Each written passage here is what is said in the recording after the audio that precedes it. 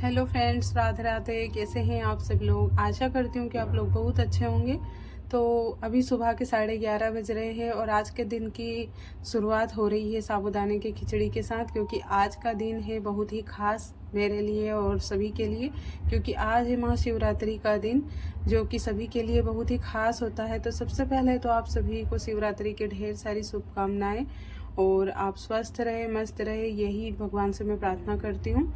तो चलिए, आज के ब्लॉग की शुरुआत हो रही है साबूदाने की खिचड़ी से, क्योंकि आज मेरा उपवास है, आज शिवरात्रि का। तो सभी के लिए मैं साबूदाने की खिचड़ी बना रही हूँ, क्योंकि घर में सभी को पसंद होती है। तो सुबह सबसे पहले उठकर मैंने मतलब झाड़ू वगैरह लगाने के बाद फिर सब जो बाकी के लोग थे उनके लिए खाना बनाया, और उसके बाद मैंने साबूदाने जल्दी ही भिगो कर रख दिए थे, क्योंकि इनको गलने में थोड़ा सा टाइम लगता है। उसके बाद फिर मैं नहा धोकर आई, किचन के काम से फ्री होने के बाद फिर अभी मैं साबूदाने की खिचड़ी बना रही हूँ।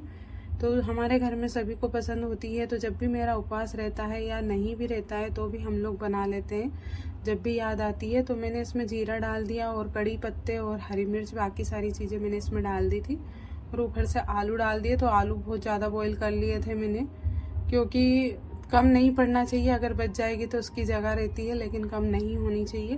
तो इसलिए मैंने उस हिसाब से ज़्यादा बना ली थी, और कढ़ाई भी छोटी पड़ गई थी साबूदाने की खिचड़ी में, तो बहुत ज़्यादा ही बन गया था।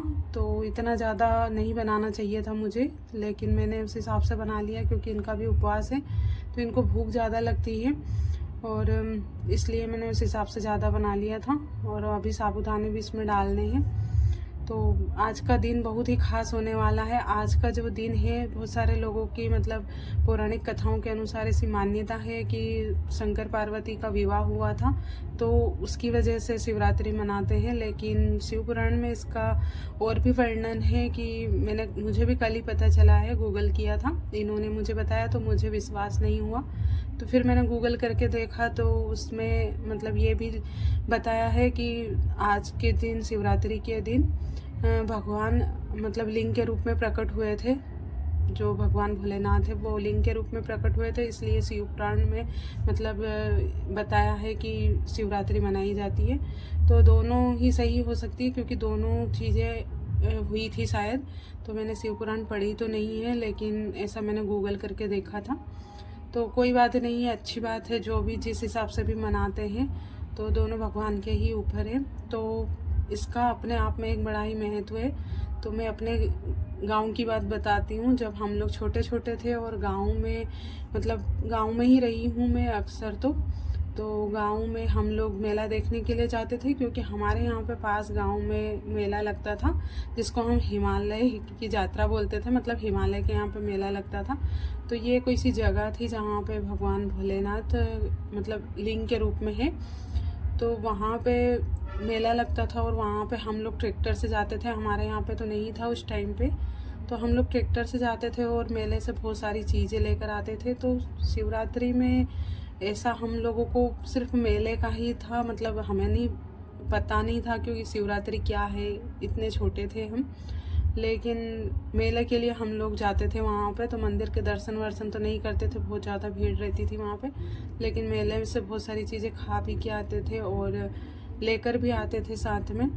तो ये वाली चीज़ें मुझे अभी भी याद है, क्योंकि हम लोग जब जाते थे तो इतने ज़्यादा छोटे भी नहीं थे, मतलब 10th पहले की बात है, 8th के बाद और 10th के पहले की, मतलब मैंने जब 10th पास नहीं की थी उस टाइम की बात है। तो ये सारी चीज़ें मुझे आज भी याद है। तो यहाँ पे भी मतलब मनाते तो हैं, लेकिन जो हमारे गांव में मनाते हैं उस हिसाब से शिवरात्रि या कोई सा भी त्यौहार नहीं मनाते हैं। तो इस बार तो यहाँ गांव में भी थोड़ा सा शिवरात्रि का जो त्यौहार है वो फीका फीका सा लग रहा है, क्योंकि किसानों की भी फसल पक गई है, तो लोग खेतों पर ज़्यादा जा रहे हैं अभी। तो हमारे यहाँ पे पद यात्रा भी जाती थी महाकाल मंदिर तक, तो इस बार तो मतलब पद यात्रा भी नहीं गई है। तो किसान लोग अधिकतर रहते हैं गाँव में, तो सारे लोग मतलब अभी खेतीबाड़ी के काम में लगे हुए हैं, तो इस वजह से इतना चहल पहल नहीं है गाँव में। तो बस इसीलिए थोड़ा सा इस बार सूना सूना सा लग रहा था। लेकिन मैं ये सोचती हूँ कि जब हम लोग साल में जो कोई सी भी चीज़ें एक बार आती है तो उनको ज़रूर मनाना चाहिए। तो हम लोग भी यहाँ पर जाते हैं महाकाल मंदिर, क्योंकि हमारे गांव से थोड़ी सी ही दूरी पर उज्जैन है। 17 से 18 किलोमीटर दूर। लेकिन अभी बाहर के लोग भी इतने ज़्यादा आते हैं कि वहाँ पे भीड़ बहुत ज़्यादा हो जाती है, तो इस वजह से हम लोग भी नहीं गए। वैसे तो हम साल भर में 2-4 बार जब भी टाइम मिलता है हम महाकाल मंदिर चले जाते हैं, और वैसे भी कभी वहाँ जाने का होता है तो हम ऐसे ही दर्शन करके आ जाते हैं। तो ऐसा कुछ नहीं है कि शिवरात्रि के दिन ही दर्शन करें, क्योंकि बाहर के लोग भी आते हैं तो बहुत ज़्यादा प्रॉब्लम हो जाती है वहाँ इतनी भीड़ में, तो इसलिए हम जाते नहीं हैं। तो आज भी हम लोग गए नहीं। मेरा बहुत मन था जाने का, लेकिन इन्होंने मना कर दिया कि आज भीड़ बहुत ज़्यादा रहेगी तो फालतू में परेशान होना है, किसी और दिन चलेंगे। तो फिर मैं नहीं गई थी। और ये अभी दोपहर को चाय हम 4 बजे पी रहे, क्योंकि आज शाम का खाना मुझे नहीं बनाना था, तो इसलिए मैं थोड़ी देर सो गई थी। उसके बाद फिर चाय पीकर मैं ब्लाउज़ तैयार करने बैठ गई थी, क्योंकि आज शाम का खाना नहीं बनाना था।